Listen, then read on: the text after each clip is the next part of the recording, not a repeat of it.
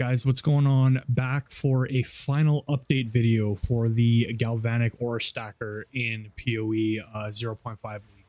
Just want to say the engagement and the feedback, the response on the build video has been actually insane.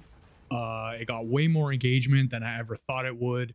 The questions were really good. I tried to help and answer all the questions that came up on the original build video to the best of my ability. Some people were struggling with certain things. Hopefully everything was kind of cleared up. I tried to make things, as detailed in my responses as possible. So yeah, hopefully that was helpful for all you guys that had questions. Also, massive shout out and thank you to Jorgen, who put the build in his weekly feature that he does, where he kind of highlights builds from the community. Very thoughtful. He didn't need to do that, but I didn't. The fact that a big PoE creator even saw the video, watched it, and then took the time to actually feature it was just incredible. So thank you so much. I really do appreciate that. It was very it was a really nice gesture, and I really appreciate it. Okay, with the gameplay in the background, you can sort of see it's mostly going to be all 200% deli. And this build now does it like it's not even a deli map. It's super comfortable, tons of damage. Defensively, it feels really good. Up until the point where I kind of min-maxed it for, even more damage and more life and slightly more defenses. It was still a little bit on the squishy side in 200 deli, but now it actually feels really good. And I think I'm done with this character. I really do want to start an SSF run and just play SSF on Monk, because Monk with Whirling Assault, Hollow Focus looks really fun. So I want to do that in SSF and just not worry about making currency or fighting the market right now with things, with stuff like that. So yeah, a lot has changed since the last video. I'm gonna go over basically everything that's changed, what the changes have sort of allowed me to do with the build, and sort of new problems to fix and new things to kind of solve for, which has been really fun. And yeah, I'll go at the end kind of sort of what the total investment is. Some pieces that I bought earlier have sort of decreased in value, which is on the good end. Other things might be slightly more expensive in terms of their value and things like that. So yeah, let's get into the basically final version of the build and what the character looks like. All right, guys, let's get into the gear and everything that's changed since the original video that I put out about a week and a bit ago. First thing, I bought a 2-socket constricting command with some pretty decent rolls on it. Wanted the extra socket specifically, so now I'm socketing a +4 rage, soul core in there. And I was also able to pick up a Legacy of Greymake. So I bought the Alder's Legacy, and then I used it on a Greymake to make the Legacy augment, and then I'm able to put it in the helmet for +50 to all attributes. This thing was really expensive, and when I saw sort of what the Legacies could do, this was one that definitely caught my eye. It was between this and the one on boots that unaffects you from slows, which would have saved some passive points. But in the end, I ended up going for Greymake, just because it enabled a lot of stuff on the passive tree to then give me a lot of extra maximum life, which helps a lot with the defenses. So I kind of went that route as well. And when I get into the passive tree, you'll kind of see all the things that have changed in the passive tree. Body armor stayed the same. Haven't touched this. It's exactly the same as what I had before. The gloves, I bought a 1010 2-socket, just to cap out on the 10 with the 2 sockets in there. So not much has changed there. I think the previous one had like a 9% fire roll. I just upgraded that to get the triple 10s. Boots changed slightly. I bought some stuff for a bit more chaos res and just some fire res that I had to solve for, and I ended up actually going for a pure evasion set of boots rather than the mixed armor evasion. So just kind of what I found. They weren't too expensive. I think they were only about 15 divines. The rings have pretty much stayed the same, apart from actually this ring that I literally bought like today. I was just searching to see what the approximate value of the rings that I have are, because I bought them long ago when maybe the market wasn't sort of stabilized to where it is right now. And this was sitting on trade for like 80 divines. And it was no dead mod suffix, everything that I kind of need. And I think they actually undervalued this. I would have easily paid like 150 to 200 divines for this ring. So that's really the only thing that's changed. The other ring, exactly the same. Similar damage mods with the res that I need on the suffixes are like really expensive. So I'm fine with having the T2 lightning on here. The damage is already over the top. You don't need that much. So the crossbow, I know in the last video, I said that the crossbow that I had was going to be kind of, you know, my GG crossbow. I wasn't going to try and do anything different. But I got baited when I saw the base for this on trade for very, very cheap. The 3-socket fractured flat T1 fire was 10 divines. So I said, okay, let's buy it and then try and roll with chaos to get the T1 flat lightning, which ended up costing me, I think, between about 80 to 90 divines. It's a 1 in 900 for that roll specifically. I hit that. And then for the last prefix, because I want the desecrated attacks chain and additional time suffix, you have to whittle chaos for the prefix. And whittling chaos for the last prefix can get very, very expensive. At the time I was rolling it, 10 whittles cost me about 38 divines. And then I think I went through about 3 rounds before I hit and settled on the tier 3 increased physical damage, which in POB, actually with my current setup, the percent increased physical damage actually is more damage now than if I use a tier 1 increased elemental damage with attacks. So percent increased phys with the current setup actually ends up being better. At the time, I was trying to go for the tier 1 increased elemental damage with attacks. However, because there's a lot of increased damage now on the tree, and specifically because of using constricting command where you get that, you know, 250% increased while you're surrounded, the increased fizz ends up being a little bit more damage, even more damage than flat cold. I think you need like almost perfect divined flat cold in order for it to be more. So I ended up just settling and going with the fizz because I was running out of currency at the time I was crafting it, and I didn't want to go completely broke trying to craft it. So that was a bit of a settle. Might try and sanctify this maybe at the end of the league just to see what happens. It shouldn't really make much of a difference. The build does so much damage now. It's it's not really an issue. The last piece of gear, so the amulet. So this was a massive change to the build, which enabled a lot of really cool things, which I'll get into on the skill gems when I get over to those. But the amulet. So when I saw pre-league that these new amulet bases were going to be put in the game, where it can give you a free 100 spirit aura, I knew this was going to be something that eventually would be a chase item for this specific build, because you're aura stacking, freeing up an extra skill slot and getting essentially a 100 spirit, or in this case 50 spirit, because you get increased efficiency aura for free. And then also on top of that, all of the supports that cost spirit that you put into that skill end up being free as well. I knew that would be an insanely good item for this build. I ended up going with the Trinity base. Eternal Rage would have been better. However, they were like almost double the price of the Spirit and all projectile skills.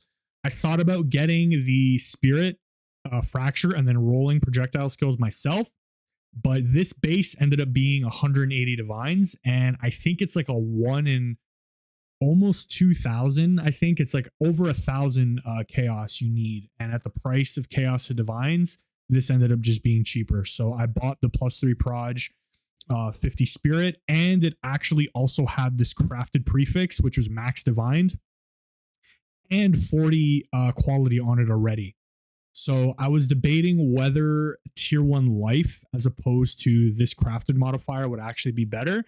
but the increase in the global, armor, evasion, and energy shield, even though you don't have a lot of energy shield, the 276 that you get from the warrior, and then with the increase, gives you about 400. So it's really not that bad. And then as you're mapping and you steal the modifier that gives you the energy shield aura, I end up getting over 1,000 ES. So it actually helps a lot defensively. So I kind of really like the crafting modifier.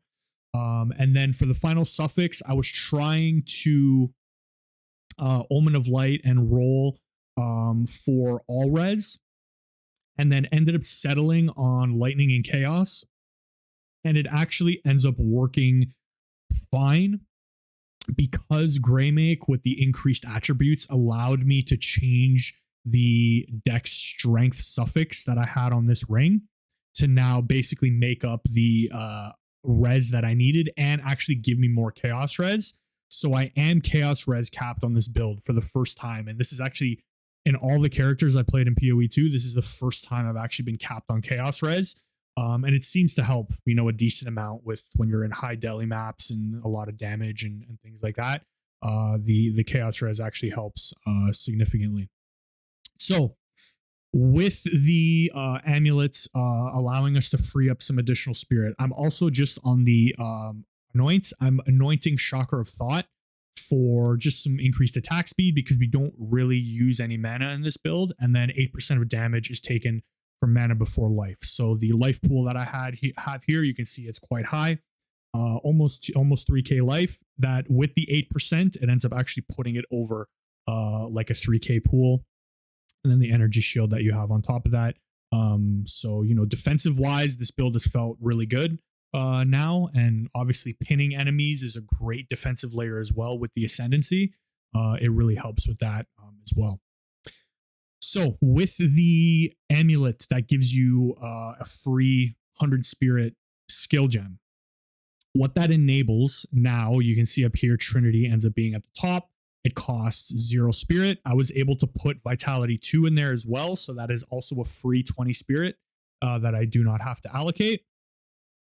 And then it's the same with Utread's, the +2 and then the +1. So that way you get up to level 23. You can see over here, it will say level 23, but it doesn't reflect that on the actual gem info underneath. This actually is 7% more damage. It's just not reflecting that in the text at the bottom. But if you look online, the breakpoint for 7% damage is 23. So just make sure that you're getting 23 there. What this has enabled now, so there's 2 avenues you can go if you now have the extra skill slot to put another aura in.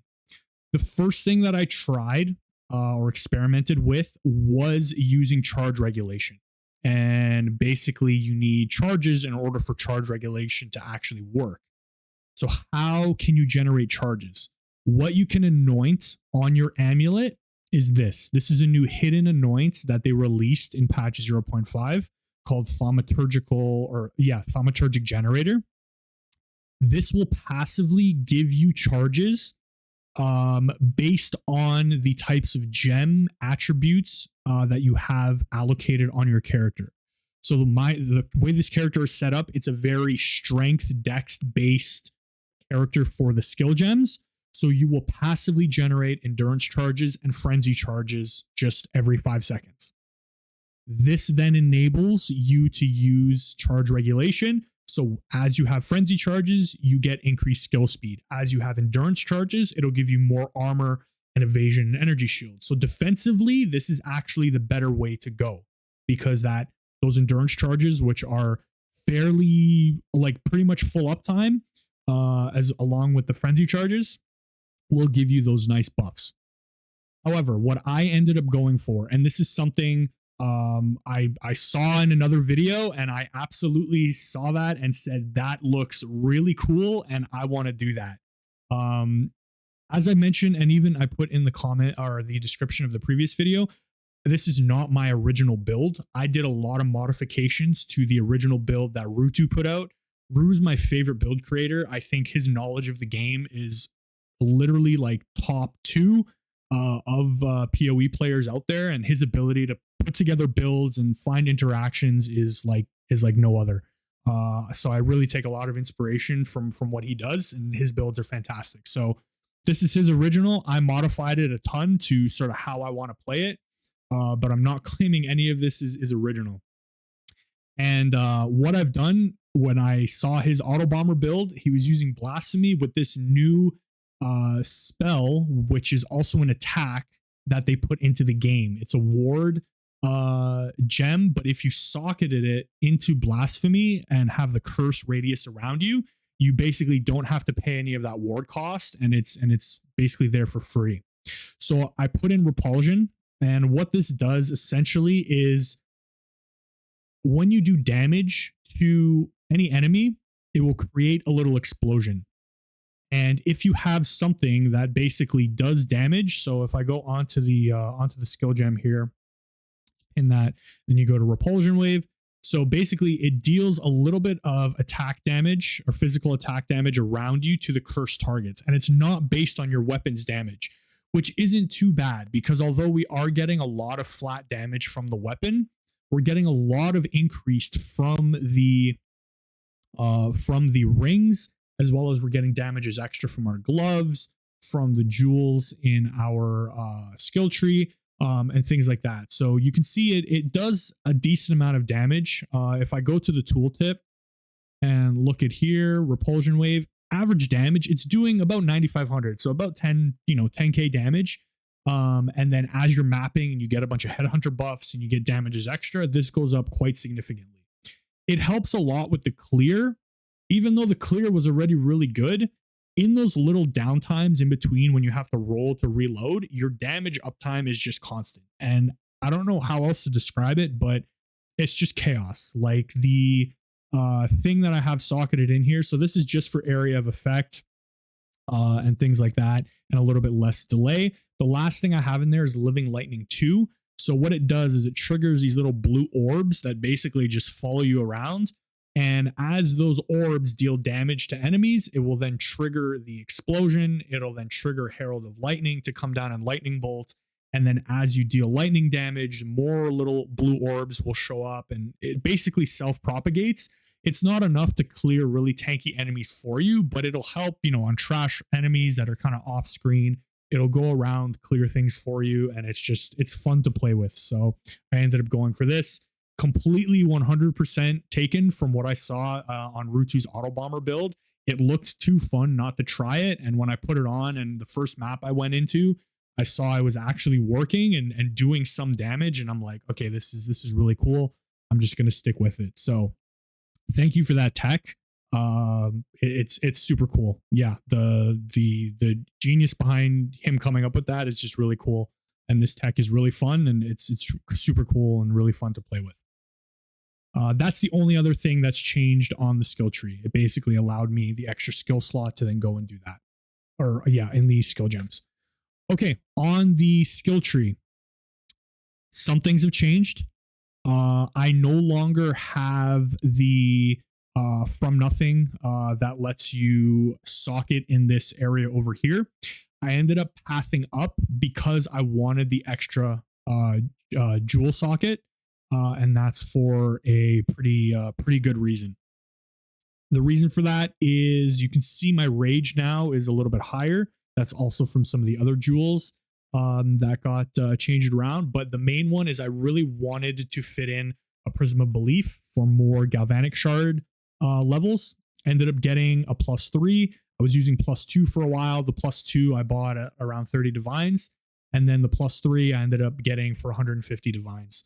The price on this really fluctuates. Some days I see it and it's over 200 divines. Other days there'll be like 5 of them on the market sitting at 150 and no one's touching them. So I don't know, it's really volatile on this. I ended up getting it for 150. So it was nice to just get some extra damage, because unfortunately gem levels is kind of the best way to scale your damage in this game right now. So because I pathed up, I just took the passive points over here to get what I was getting before the Coming Calamity, and then I took this wheel over here leading up to still get our reduced potency of debuffs, so we're still pretty much slow immune.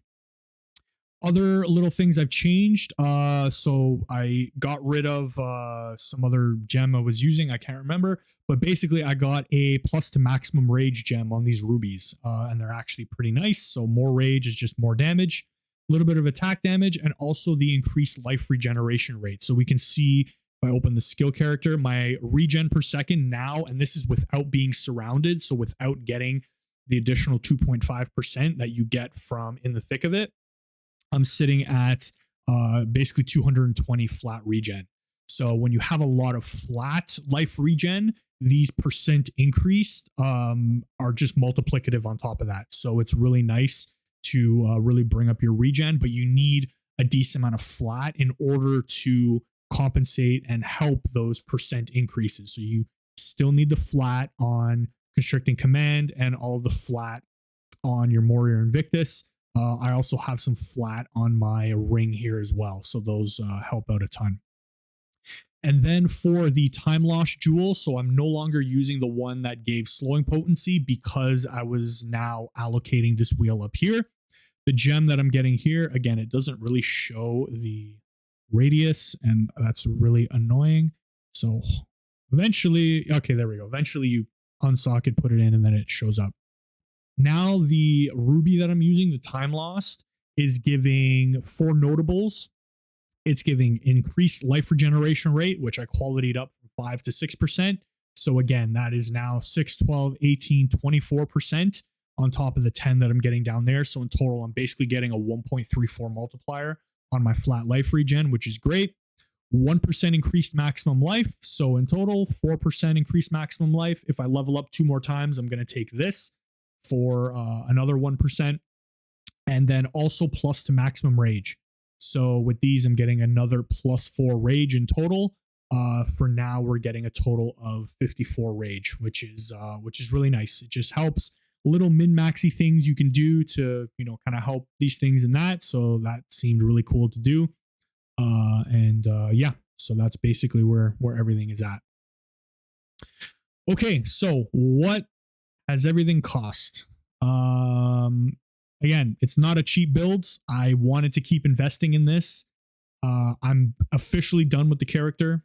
I'm not investing anymore. I'm just going to stop myself and go play SSF and start fresh and have some fun over there. Some things I bought here have gone down in price quite a lot, which is pretty decent. The Headhunter, I bought at 350. I actually forgot to include Rakiata in here. I dropped it, but approximate value, I'm just going to say it's 100 divs, and I need to actually include this in there. So in total, I've invested about 1,800 divines, give or take. Some things might be worth a little bit more. Some things maybe you can value a little bit less. It really depends. The amulet, I bought it for 180. I put about 55 divs in total to craft it. What the approximate value, you can value it, whatever you want. But this is just approximate thing here. The rite of passage, I bought it quite high. It's now come down quite a bit. But the big, expensive things are obviously going to be Headhunter, Greymake, Prism of Belief, +3, things like that. The Crossbow, bought the base for 10, put about 250 in crafting it. What the actual value of it is crafted, maybe 500, maybe 600. It really depends on what your valuation of these things are. So I want to say in total, it was about 1,800, between, I'd say 1,700 to about 2,000 divines, give or take, depending on how things are kind of valued in the current market. Okay, guys. So that is the end of the final build update. The link to the PoE Ninja will be in the description. Again, thank you so much for all the support on the previous video. Yeah, any questions, feel free to drop anything in the comments and I'll try and respond as best as I can. I know someone asked for a kind of budget version of this. Everyone's definition of budget is very different.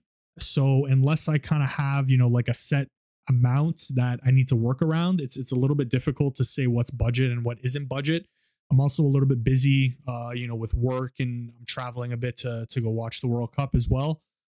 So yeah, I don't think I'm going to basically do anything extra with this build. I'll answer questions, but I'm not really going to make any different versions or kind of experiment a little bit more.